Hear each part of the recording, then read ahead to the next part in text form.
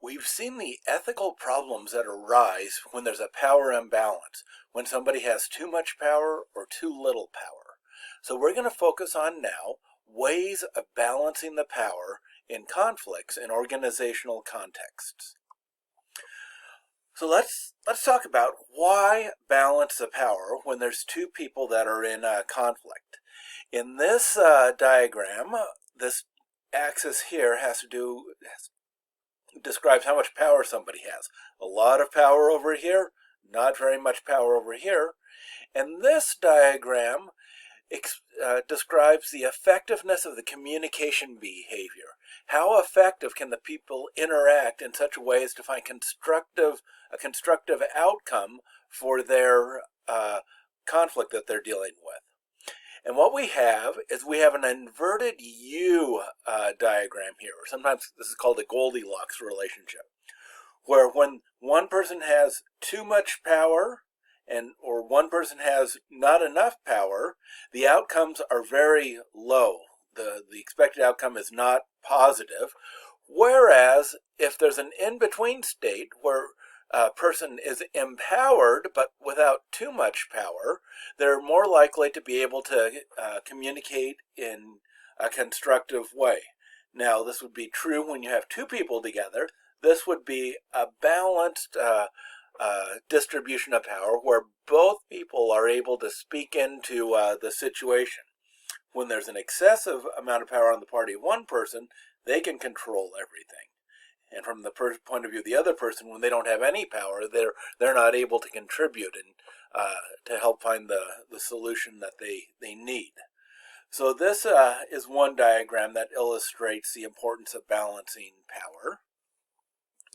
Another reason why balancing power is important is that the relationship between two people is safest when the power is balanced. If we want to have good relationships with people, if we want to be the type of leader that influences people because of what we bring to them, we want to have a relationship that's safe, that provides psychological safety, and that occurs when there's a balance of power and both people can speak into the situation. And as we've seen, communication and problem solving is best when power is equal.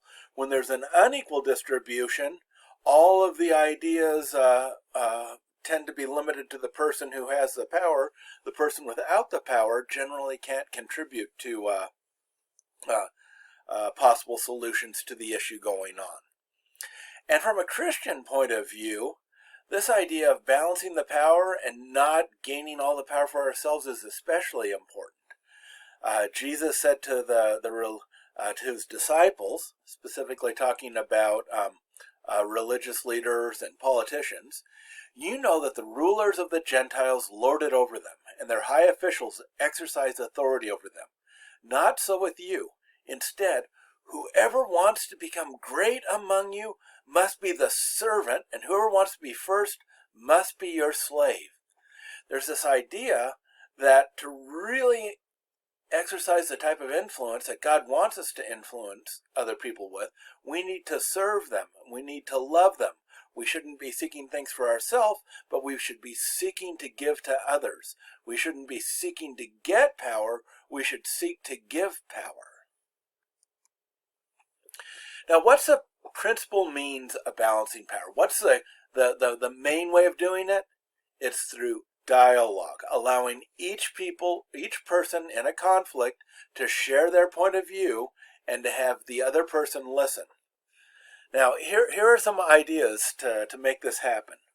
One is to speak to one another with a positive, respectful, compassionate, caring tone. Don't go into it battling, trying to put down the other person, finding fault, disrespecting, not being considerate of what they're feeling, but rather look for the positive, show lots of respect for the other person, and be compassionate. Try to understand things from their perspective. There's also the emphasis of listening. It is super important in a dialogue to listen to the other person. When the other person's talking, that's not a time to be thinking about what you're trying to hear. It's a time to listen. You should reflect the feelings of the other person. You should clarify and summarize what you've heard. Now, one way that people can do this, especially my wife and I do a lot of premarital counseling field. We teach them what's known as the microphone technique. We give them a wooden spoon or some household object. Let's say here's a stapler, and we tell them the stapler is a microphone, and only the person holding the microphone has the right to speak. And we have maybe start with the wife or the wife to be talk about something that's important to her, and the husband, before he can talk about what's important to him, has to tell back to the wife what he heard. And the wife can correct him or the wife can affirm him, and only when she feels understood will she pass the microphone on to the husband to be. And the husband can say what he thinks important. And the wife can't criticize it, the wife can't add to it, the wife just has to keep on giving feedback until the husband to be indicates, yeah, I'm understood, you've understood. And so that's called the microphones technique of active listening. But the idea is you need to listen, reflect back the feelings and the thoughts to the other person, and summarize what they've said until they are sure that you understand what they say. And when you're doing this, power is balanced. So what are some other techniques? Now, the high person power can help balance the power by using restraint. The high power person doesn't need to use all of the power bases he or she has. Needs to limit his or her power to be able to hear and understand what the other person has to say. And another approach is to only use power for the good of the person, not to punish them, not to teach them a lesson, not to suppress them, not to prevent them from what they're getting, but only to let them speak and to have a voice.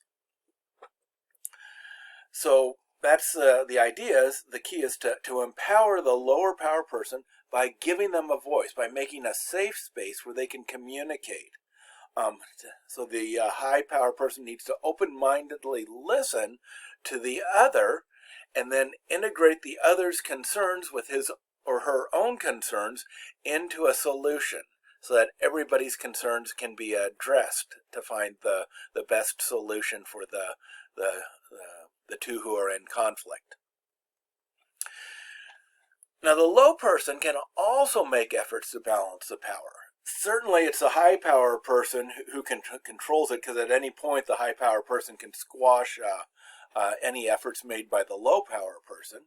But the low power person can contribute to balancing power by focusing on the interdependence of the two parties. Focus on showing how the two parties need each other. Even if there's a status differential, if the low party can show how they need each other, that balances the power.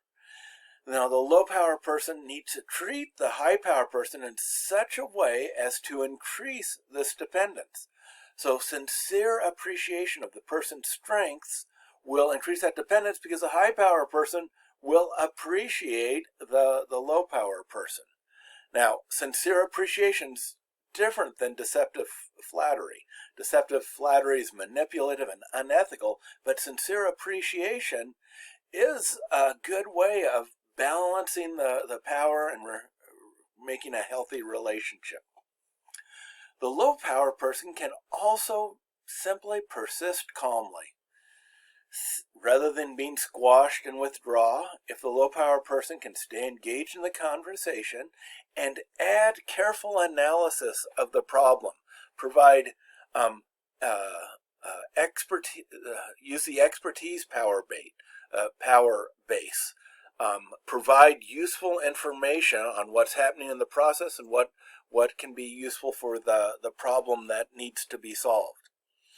The low power person should calmly try to persuade without demonstrating negative emotions. Negative emotions invite a combat, and a person with low power is going to often receive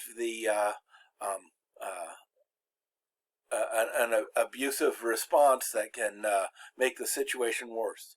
So the more that you can avoid demonstrating negative emotions, in general, the easier it is to have a good persuasive discussion.